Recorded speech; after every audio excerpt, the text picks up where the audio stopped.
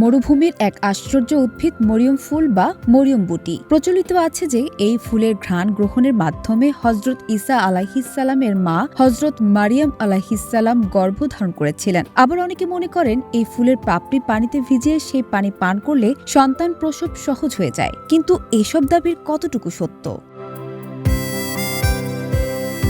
সমাজে মরিয়ম ফুলকে ঘিরে নানা ধরনের বিশ্বাস প্রচলিত রয়েছে। কথিত আছে, প্রসবের সময় এই ফুল কুসুম গরম পানিতে ভিজিয়ে রাখলে ফুলটি যেমন ধীরে ধীরে ফুটে ওঠে, তেমনি প্রসূতির জরায়ুর মুখও খুলতে শুরু করে এবং সহজে সন্তান জন্ম দেওয়ার সহায়তা করে। ব্যবহার শেষে ফুলটি আবার শুকিয়ে আগের অবস্থায় ফিরে যায় এবং একাধিকবার ব্যবহার করা যায়। আবার কোনো কোনো ব্যবসায়ী এটিকে প্রফেটিক মেডিসিন বা নবী সাল্লাল্লাহু আলাইহি সাল্লামের নির্দেশিত ওষুধ বলেও প্রচার করে থাকেন।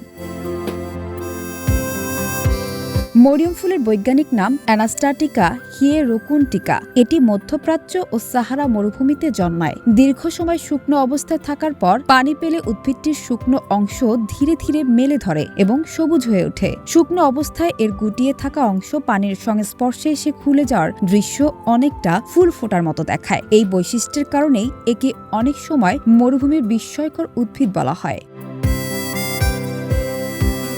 এই উদ্ভিদে ক্যালসিয়াম, ম্যাগনেসিয়াম, পটাশিয়াম, দস্তা ও লোহার মতো বিভিন্ন খনিজ উপাদান রয়েছে। বিশেষ করে ক্যালসিয়াম ও ম্যাগনেসিয়াম পেশির স্বাভাবিক সংকোচন ও প্রসারণে গুরুত্বপূর্ণ ভূমিকা রাখে। ঐতিহ্যবাহী ধাত্রীরা শত শত বছর ধরে প্রসবকালীন সময়ের মায়ের বেদনা লাঘব করার জন্য এই ফুলের ব্যবহার করেছেন। এর কোনো নেতিবাচক পার্শ্ব প্রতিক্রিয়া নেই। ডাক্তারের পরামর্শের ভিত্তিতে চিকিৎসা হিসেবে মরিয়ম ফুল ব্যবহার করা যাবে, তবে এটির ধর্মীয় বিশেষ তাৎপর্য বিশ্বাস করা যাবে না।